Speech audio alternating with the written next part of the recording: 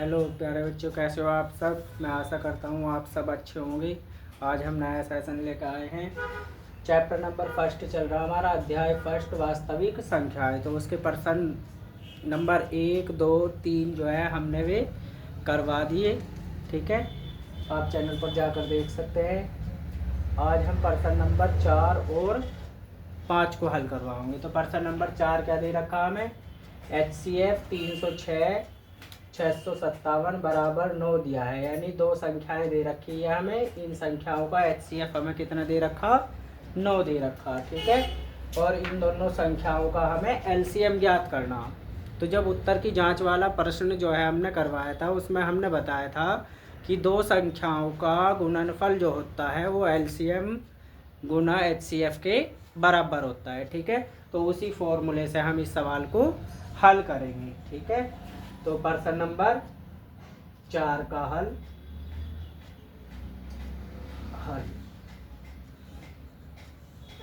प्रश्न नंबर 4 का हल। तो सबसे पहले जो हमें दे रखा वो लिखेंगे। ठीक है, क्या दे रखा हमें, दो संख्याओं का हमें HCF दे रखा। HCF कौन कौन सी संख्याएं हैं, 306 और 657। इन दोनों का हमें HCF दे रखा कितना, 9। ठीक है, और LCM हमें ज्ञात करना। तो क्या लिखेंगे, LCM यानी लीस्ट कॉमन मल्टीपल ज्ञात करना हमें 306 और 657 का। ठीक है, जो हमें ज्ञात करना। तो इसका सूत्र क्या होता है, सूत्र क्या होता है, यदि हम इन दोनों संख्याओं को A और B मान ले तो क्या लिख सकते हैं हम सूत्र, A गुना B बराबर होता है LCM किसका, AB का। ठीक, और गुना HCF किसका, AB का।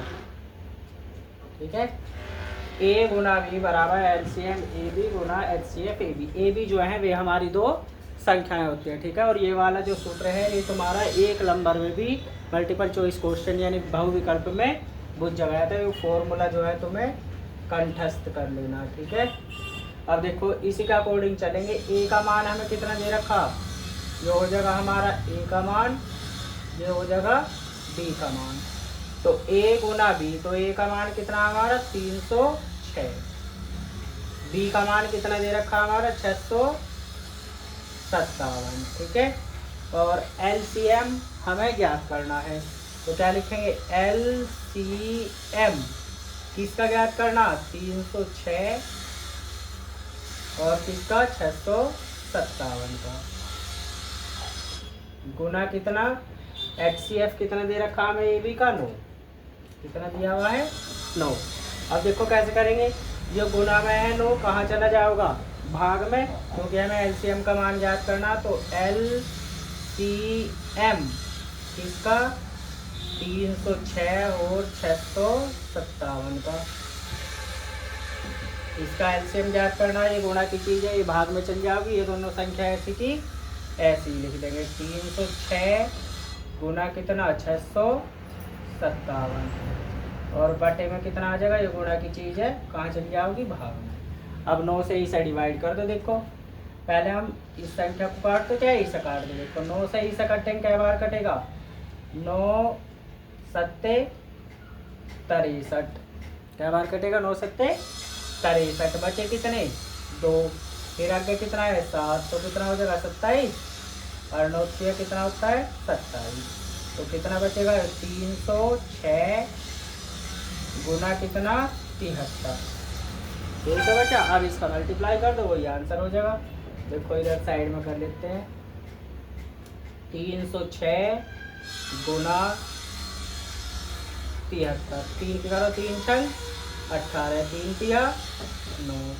ठीक है, 3 छंग 18, 3 तिया 9, 7 से करेंगे 7 6 42 और 7 तिया 21, काट दो, 8 जोड़ दो, इसे A कर दो, 3 9 4 13, 1 और 1 2, 22,338। ये हो जाएगा इस सवाल का आंसर 338। ये हो जाएगा इस सवाल का आंसर। ठीक है, यदि क्लास पसंद आ रही हो तो चैनल को सब्सक्राइब करना ना भूलें और अपने दोस्तों तक जो है इस क्लास को ज़्यादा से ज़्यादा शेयर करो। अगर फेसबुक पर देख रहे हो तो इस क्लास को फॉलो ज़रूर करना और अपने दोस्तों तक शेयर ज़रूर करना। और जो बड़े दोस्त देख रहे हो वे भी जो है, जो बच्चे पढ़ते होंगे उनके पास तक इस क्लास को शेयर करना ना भूलें। तो अगले वाला सवाल देखते हैं, एक बार रिपीट कर देते हैं। देखो, दो संख्याओं का गुणनफल एलसीएम और एचसीएफ के बराबर होता है। ए भी हमें दो संख्या दे रखी, तो ए का मान 306, बी का मान कितना 657। एलसीएम ज्ञात करना हमें, गुना एचसीएफ हमें 9 दे रखा था, गुना की चीज़ भाग में चल जाएगी। इससे डिवाइड करेंगे 73 बार, 73 की 306 में मल्टीप्लाई करेंगे 22,338। यही हो जाएगा इस सवाल का आंसर। अब देखते हैं प्रश्न नंबर 5। कर लिया होगा एकदम ना। देखो प्रश्न नंबर 5,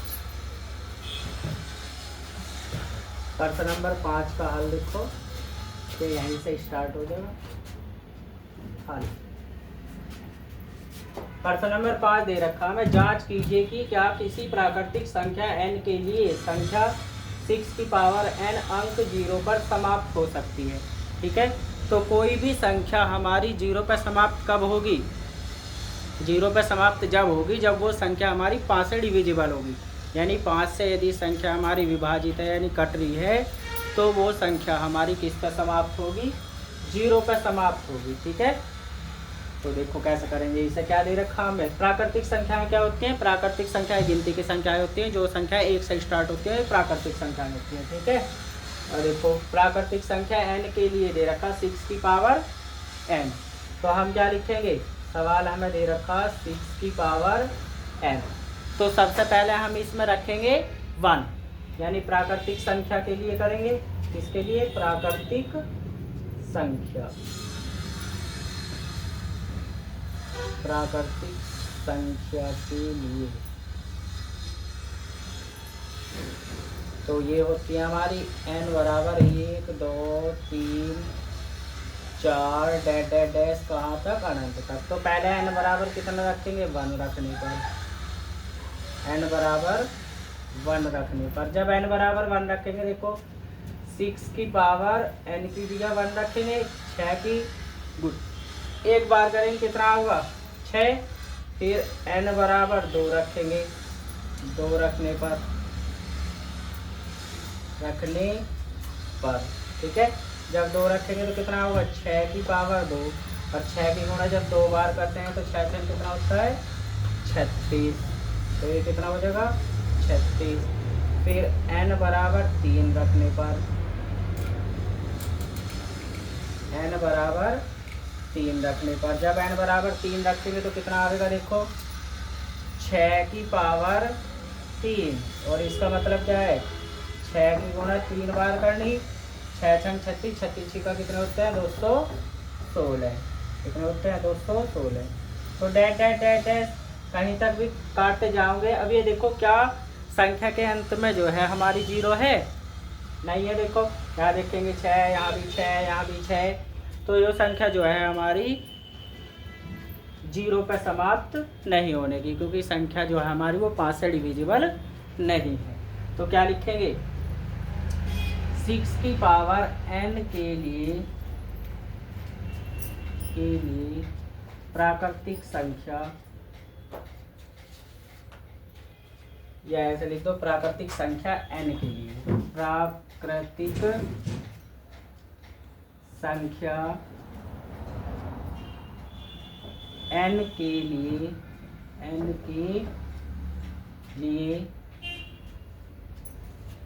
संख्या 6 की पावर n 0 पर समाप्त नहीं होगी, क्योंकि संख्या 5 से विभाज्य नहीं है। संख्या 5 से विभाज्य नहीं है।